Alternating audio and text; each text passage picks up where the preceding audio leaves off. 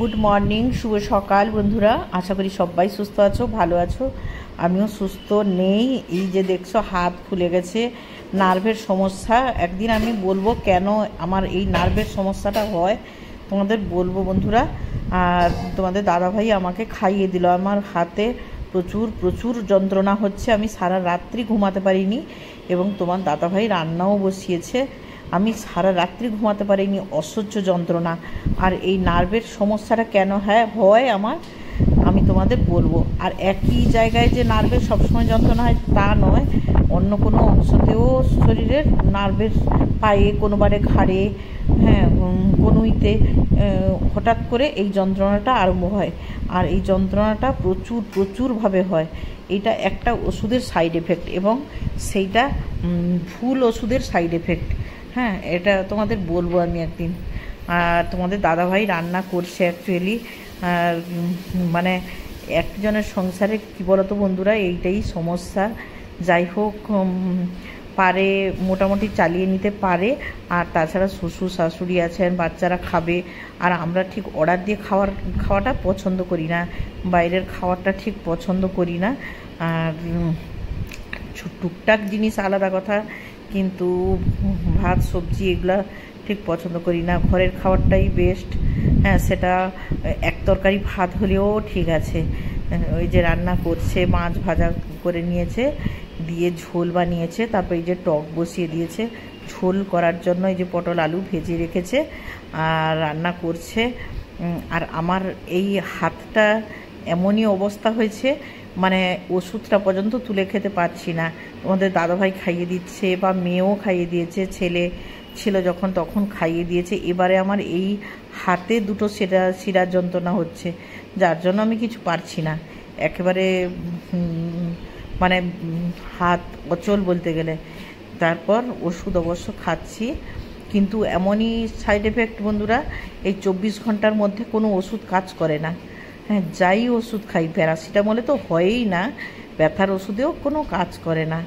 তারপরে তোমার দাদাভাই মাছের ঝোলটা বসাচ্ছে, চটপট রান্না করছে, কেননা সমস্ত কিছু তো তাকে করতে হচ্ছে না। এগুলো গুছিয়ে শ্বশুর শাশুড়িকে খেতে দিতে হবে, টাইমে একটাই খেতে দেওয়া হয়।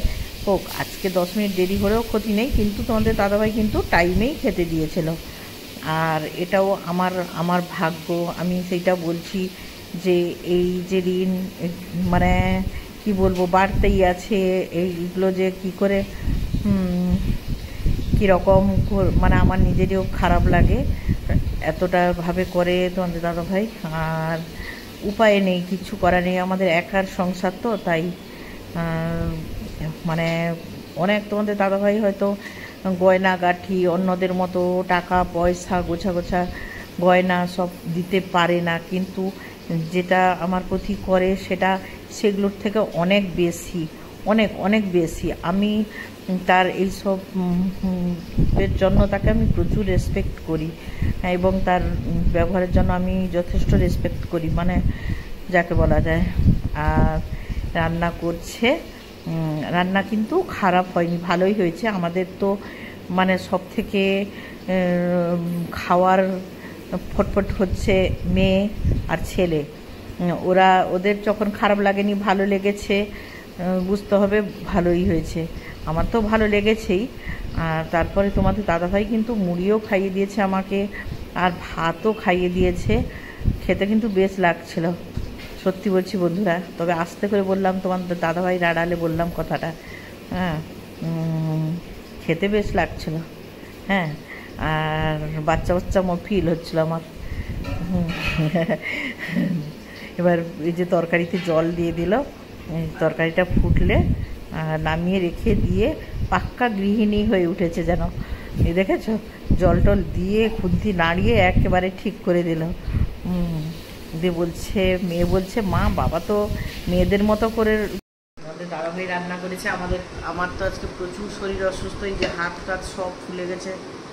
এই যে দেখো, একটু সিআরপি বেড়ে গেছে, হাত টাত ফুলে গেছে, যন্ত্রণা হচ্ছে, প্রচুর যন্ত্রণা হচ্ছে। সারা রাত কালকে ঘুমাইনি, এত যন্ত্রণা, হাতের নিচে কালো পড়ে গেছে। আর এই দেখো, চোখ দেখলে বুঝতে পারবে নিশ্চয়ই, কালো পড়ে গেছে চোখের নিচে। সারা রাত ঘুমাইনি, অসহ্য যন্ত্রণা। হ্যাঁ, তোমাদের দাদাভাই রান্না করেছে এই যে ভাত দেখলে, সবজি তরকারি, মাছের ঝোল, পটল আলু দিয়ে, আর এই যে টক বানিয়েছে। হ্যাঁ, একটা কথা বলি বন্ধুরা, তোমাদের দাদাভাই হয়তো প্রচুর টাকা অর্থ দিতে পারে না আমাকে, কি গয়নাও প্রচুর দিতে পারে না অন্যদের মতো, কিন্তু যে ভালোবাসাটা দেয় আমার মনে হয় অন্যরা সেটা পায় না। এইটাই সবথেকে বড় পাওয়া আমার কাছে। টাটা। আমার ননদ এসছে এবং এই যে ভাগ্নি এসছে। ভাগ্নি অনেক দূরে থাকে, ব্যাঙ্গালোরে থাকে, কিন্তু দুঃখের বিষয় কি নিজে অসুস্থ বলে, আর কারেন্ট নেই, দেখো পাখা নাড়াচ্ছি, অসুস্থ বলে সেরকম কিছু করতে পারি না।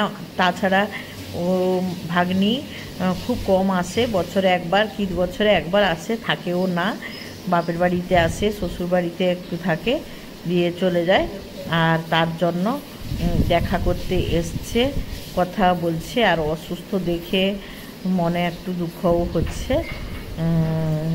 আর আমার ননদ এই যে পান চিবোচ্ছে, দেখো কিছু খেলো না, পান খাচ্ছে, পান চিবোচ্ছে। আর ভাগ্নি খাবে না বললো, কেন দুপুরে মহোৎসব প্রসাদ খেয়েছে, তার জন্য খেতে ইচ্ছে লাগছিল না। আর তাও বললাম খালি মুখে কি আর যাবে, তখন ওর মামা ওকে শশা দিয়েছিল, ওইটাই খেলো। আর দেখো ছেলে, তারপরে মেয়ে অস্থির হচ্ছিল ধোসা খাবে, দিয়ে ধোসা এনে দিয়েছে। আর এই যে ধোসাটা তোমাদের দাদাভাই দিচ্ছে ভাগ করে। আমার মেয়ের এই সব খাবারগুলো খেতে বাবুর ভালো লাগে।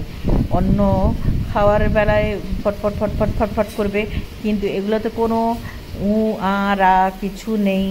এগুলো ঝাল হোক, খারাপ হোক, টেস্ট খারাপ হলেও কোনো কিছু বলবে না, খেয়ে নেবে চটপট করে।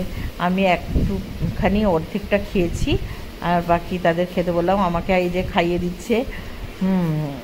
আর চটপট আমাকে এই যে খাইয়ে দিচ্ছে, একটু ধোসা খাওয়াচ্ছে, একটু কি বলে এটাকে সাম্বার খাওয়াচ্ছে।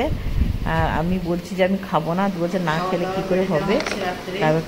এই দেখো তরকারি তখন যে করেছিল তোমাদের দাদাভাই, এটাই রয়েছে, আর খেয়ে নেওয়া হচ্ছে। আর এইখানে এই ভিডিওটা শেষ করছি, শরীর অসুস্থ বলে অনেকটাই ভিডিওটা কম হলো সময়। আর অনেক ভালো থাকবে সবাই, সুস্থ থাকবে। কালকে একটা নতুন ভিডিওতে অবশ্যই তোমাদের সঙ্গে দেখা হবে, এবং ভালো লাগলে লাইক, শেয়ার, কমেন্ট অবশ্যই তোমরা করবে এবং ফলো করে দেবে। আর ইউটিউবের বন্ধুরা যারা দেখছো তারা সাবস্ক্রাইব করে দেবে। Good night, tata.